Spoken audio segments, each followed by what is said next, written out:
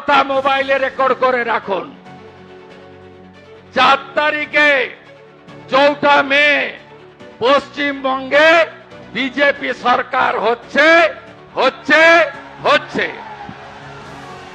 আরেকটা কথা দিয়ে গেলাম, নন্দীগ্রামের মতো মমতা ব্যানার্জি ভবানীপুরে হারছেন হারছেন হারছেন। বলছি রোস্টেডিং কাকু, আপনি কি আজকাল একটু বেশিই গাঁজা টাজা খাচ্ছেন নাকি?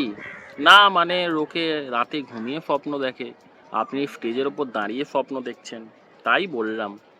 না, স্বপ্ন দেখা ভালো, কিন্তু আবার বেশি তো ভালো না। না কি যেন একটা বলছিলেন বেশ, ওই 4 তারিখে ওই গোবর খেঁকো দলটা আসবে না কি একটা বলছিলেন, তো আপনাকে বলে আপনি শুনে রাখুন।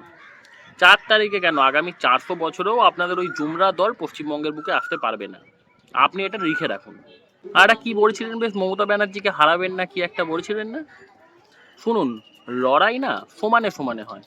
আপনাকে দেখে তো মনে হয় আপনি ওই মমতা ব্যানার্জির ওই হাওয়াই চটিরও যোগ্য নয়। আগের বারে রোস্টেডিং করে জিতে গেছিলেন, বাট এবারে তো আমার মনে হয় না, আপনি বহু দূর থেকে হারবেন। এমনিতে বাংলার মানুষ আপনার ওই মুখটা সহ্য করতে পারে না, ভালো লাগে না কারোর আর কি, মানে আপনাকে মুখটা দেখলেই কেমন যেন মুখটা অফ হয়ে যায়, এরম একটা ব্যাপার।